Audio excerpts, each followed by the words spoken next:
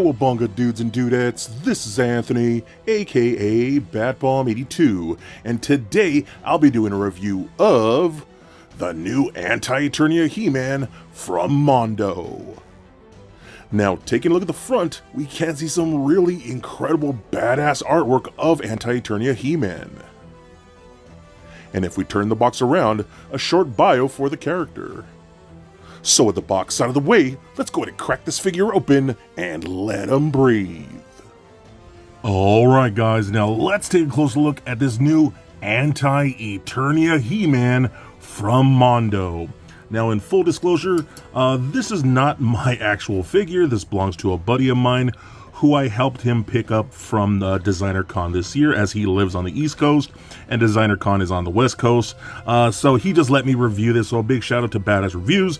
I will leave a link and stuff to his things like Instagram and all that kind of stuff. But again, I'm just want to be very careful with this. Again, this is his figure, and I think it's awesome, and I kind of regret not getting one for myself, but I know there will be a second chance to pick this thing up. Anyway, this thing looks badass, dude. So I do have a couple of the other older He-Man figures from Mondo, from the original first releases. Those were cool, but they did have some issues and design choices that I wasn't a big fan of. This thing looks way better than any of those, especially things like in the head sculpt. The hair just looks so much better than the hair that we had got previously. There's a bit of like an airbrushing in there or a wash to give it a little more detail. I love just that jet black matted skin, just looks so good, and those piercing red eyes. I love that, man. But then you got this really cool detailed harness. Again, not very classic, but still classic vibes, yet very modern. You got that center cross there, it looks like a cross within a cross, and then the subtle like brushing to make it look like worn metal, I think is just so fantastic. So they did a great job, man. But I love how this time around, with these more modern versions of the He-Mans that we're getting, he actually does have the furry loincloth piece, whereas the original ones had like this kind of like leather-like look, which is not really accurate to the character. So this does look a lot better, and again, it is a faux leather-like material. You got this still really cool, more modern bracers. I love this, a more traditional bracer, but again, still very modern at the same time. And then you got the fuzzy boots, again, more of that fur right there around the calves, and then the wrapping around the feet. Just look great. I love all the colors chosen here. Even the back of the harness is really nice too. And this is great, man. I just love how they're doing all these modern versions. Even though the last versions didn't come out all that long ago, I'm so glad they're coming out with newer versions, because these are just so much better, and they feel a lot better. They look a lot better. So definitely appreciate the upgrades. So now moving on to the accessories, we do get a Mondo stand with an adjustable cradle, so I do like that. And then you have the Mondo M at the bottom there, which looks really cool. We've seen these before, so it's really nice just to have these. Since these are bigger figures, they can be a little tricky to stand up because of the weight and things, so things like this are very much appreciated. We also do get interchangeable hands. So you can see on the figure here, I do have a gripping hand and a closed-fisted hand, so you do get two of those, one for each side. Then we also do get a finger-pointing hand. That's really nice too, for leading his Anti-Eternia characters into battle against the good guys and the bad guys, because Anti-Eternia just wants to slaughter everybody, so that's really cool. But I also love that they included this. To be honest with you, I did not even know this was coming with this. I didn't really pay attention. This is the Thunder Punch He-Man effect piece for Anti Eternia He-Man. So that's really cool. This will fit just on a hand like this. So you can take off the one hand like so, and it will fit over that bracer piece. So you're gonna go ahead and slide that on like so. And now he has his Anti Eternia Thunder Punch going on, which I think is really cool.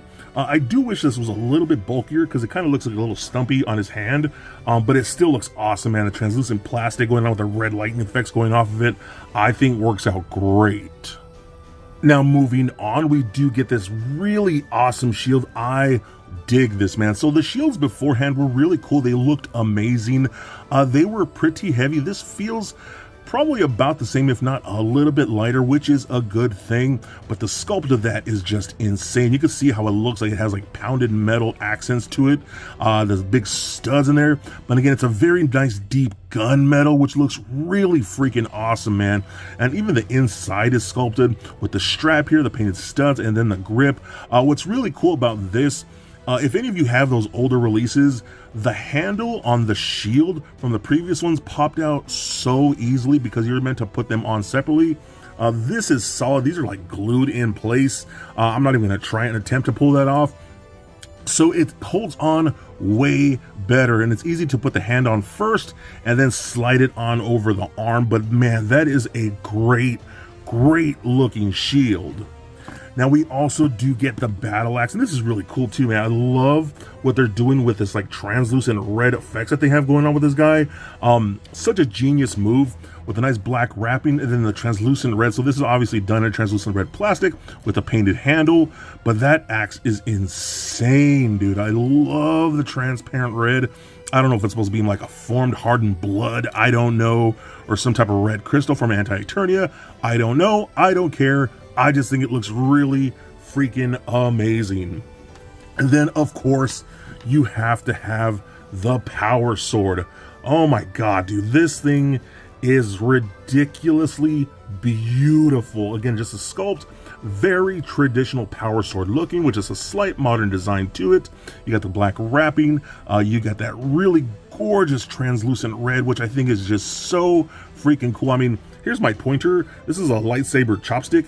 It's almost as big as my lightsaber chopstick. It's pretty crazy, but I love, again, that translucent red, dude, is just so great looking. Pop this in his hand. You know, we do have articulation where he could hold a sword aloft, which I think is really cool. And you'll see pictures of that a little later. But man, that thing, oh my God, Mondo, thank you for the upgrades, because that is just so freaking cool looking. So next up with this guy, we do have interchangeable heads, which is fantastic. So you obviously see the first standard head that's pretty stoked. We get that head, which again looks great. But I also love this really nice angry head where he just looks super pissed off, and those pearly whites, again, against that dark black skin, just looks so freaking cool. Those red eyes, again, looks fantastic. We also do get that more old school traditional toy head, which normally I don't like when it comes to these Mondo figures, just because they're so out of place. But honestly, I've checked it out with this, and this is just a ball peg here.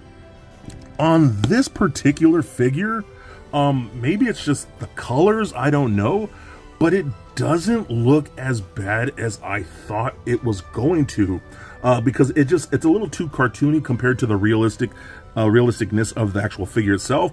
But here does not look terrible in my opinion. So I don't know, I just think that's really cool. That it does look a lot better this time around, but definitely that angry head is going to be the way to go, man. That just looks so freaking good. So now moving on to his last accessories here, we're going to play a little bit of dress up here with our doll, shall we? So what's really nice this time around with the harness, these are just be able to pull out from the sides of the back of that buckle like so. You are going to want to take the head off just because it makes things a lot easier. We're going to slide this harness off, which you can see his awesome pecs right there, and that six-pack looks great, right? 8-pack, whatever you want to call it. But that's where this comes in.